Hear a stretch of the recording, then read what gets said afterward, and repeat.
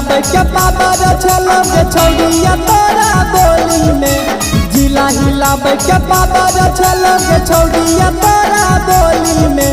जिला ना बाजा लिखाले के छौड़ी दिला वाला चोली में। जिला सहरसा लिखाले के छौड़ी दिला वाला चोली में। खिल जैतो के नाम तोहर गाँव टोला गली में। खिल जैतो के नाम तोहर गाँव टोला गली में। जिला जमुई लिखाले के छौड़ी दिला वाला चोली में। जिला खगड़िया लिखाले के छौड़ी दिला वाला चोली में।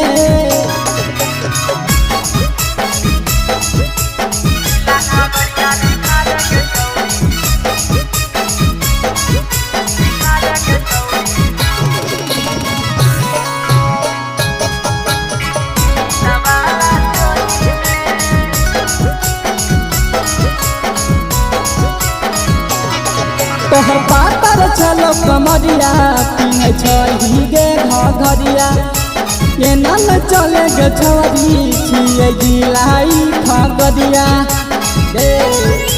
निकल तो पातर छौगे कमरिया पीने छही तू घरिया। लुही कले तो गे छड़िया छिए जिलाई खगड़िया। अब भरी के मांग ले तब छोड़ी बैठाई के डोली में। भरी के मांग ले तब छोड़ी बैठाई के डोली में। जिला दरभंगा लिखाले के छौड़ी दिला वाला चोली में। समस्तीपुर लिखाले के छौड़ी दिला वाला चोली में।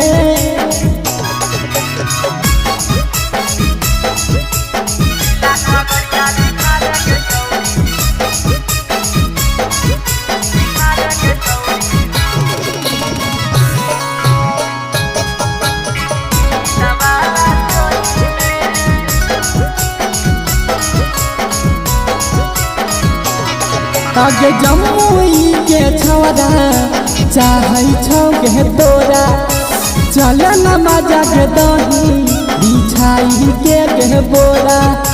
चल कन्हर में बेगूसराय के छौड़ा चाहे छौगे तोरा।